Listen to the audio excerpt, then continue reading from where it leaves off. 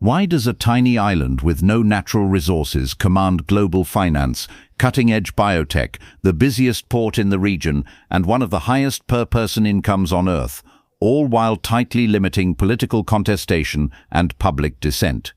That paradox, extraordinary prosperity built under highly managed politics, is the story of modern Singapore. In this video, we'll trace the political, economic, social, and institutional levers the ruling elite used to turn vulnerability into strength, and why that model looks so successful in 2025. We'll be blunt. Success here is measured in stability, high living standards, and international clout, not in free speech or unfettered political competition. Along the way, I'll explain the historical choices, legal architecture, economic policy, social programs, information controls, and elite cohesion that made the system resilient. I'll also flag growing stress points, demographic shifts, rising inequality, and reputational costs so you can judge whether the model is truly sustainable. This is infoSphere. If you like deep, clear takes on big political puzzles, hit subscribe and ring the bell. Strong founding narrative and early institutional design. Singapore's trajectory begins in how its leaders told the country's story. From independence, the ruling party made a compact with citizens. We will guarantee security, rule of law, meritocratic public services, and rapid wealth creation. In return, you accept strong, disciplined governance and limits on political turbulence. Those early choices shaped institutions, a hyper-competent civil service, centralized policy-making, strict anti-corruption rules for officials, and electoral and legal frameworks that privilege stability. Over decades, the narrative that prosperity depended on order was reinforced by visible results: housing, health, schools, and jobs that looked impressive even to new generations. Legitimacy thus became performance-based, rather than purely electoral. Developmental authoritarianism with market openness. Singapore combined authoritarian political control with an exceptionally open economic model. Capital, talent, and trade were welcomed. Regulation and fiscal prudence were used to create a world-class business environment. The state created and steered major economic actors, but allowed private enterprise and foreign investment to flourish under predictable rules. This hybrid, a developmental state plus market openness, attracted multinational firms, global banks, and highly paid professionals, creating high tax revenues and an elite consensus that the system delivers material benefits worth preserving.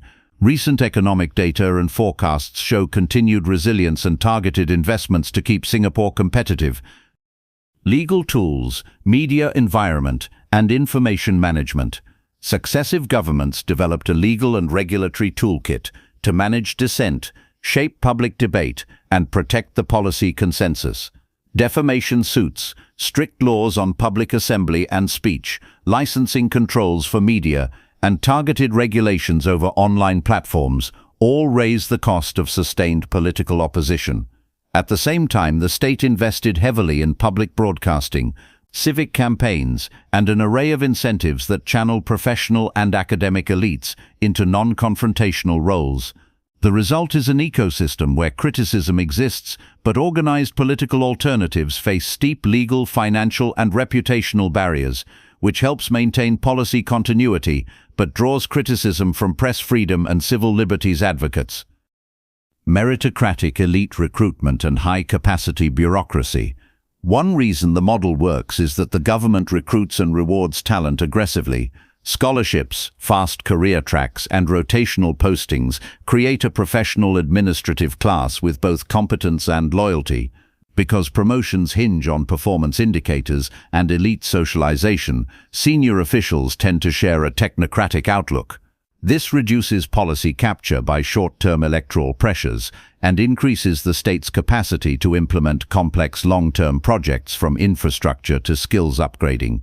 The bureaucracy's technical proficiency is a central pillar of the system's popular legitimacy.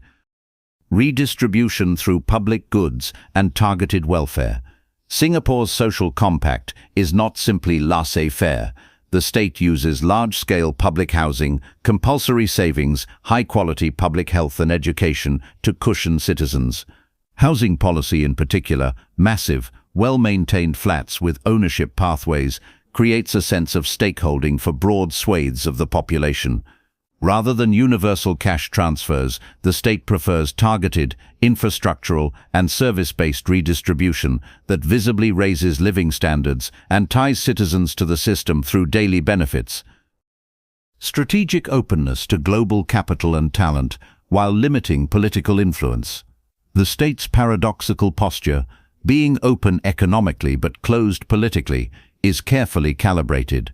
Foreign talent is welcomed because it advances competitiveness. Foreign money is accepted because it deepens financial markets. But political influence from external actors is tightly policed through rules on foreign funding, lobbying, and public communications that preserve sovereignty in political life while reaping the economic returns of integration.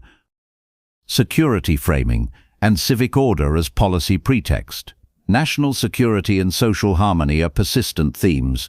The government frames many restrictions as necessary for racial harmony, social order, or economic survival in a precarious region.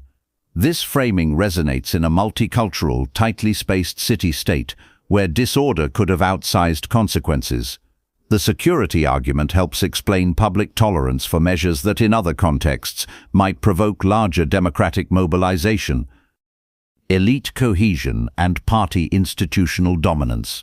The ruling party's internal discipline and the absence of a strong, united opposition have mattered enormously. Institutional advantages, from electoral districting norms to campaign financing rules and high legal costs for challengers, reduce the likelihood of rapid regime turnover.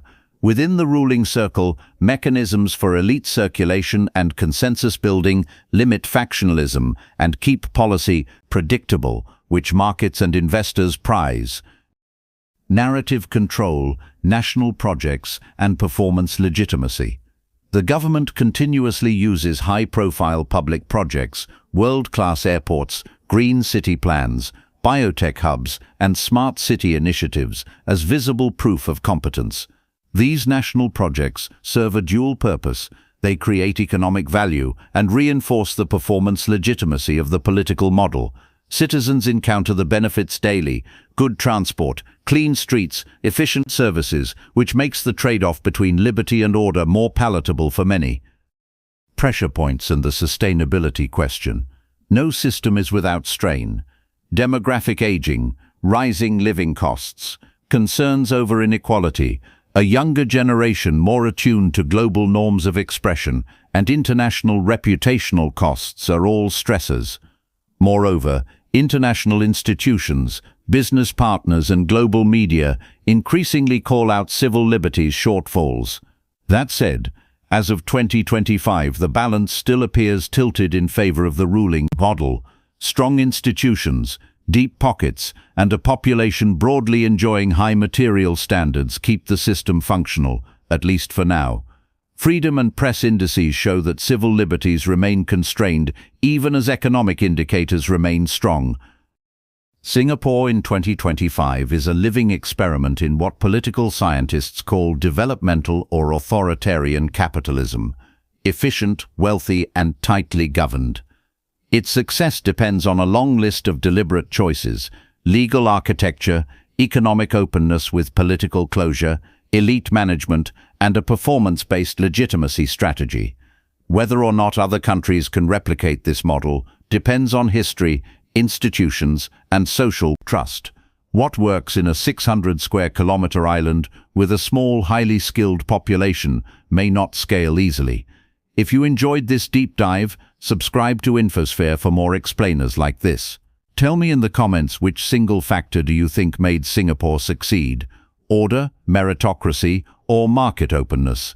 If you want, pick one of the 10 points and I'll expand it into a long-form 1,000-word deep dive next. Tell me which. Thanks for watching.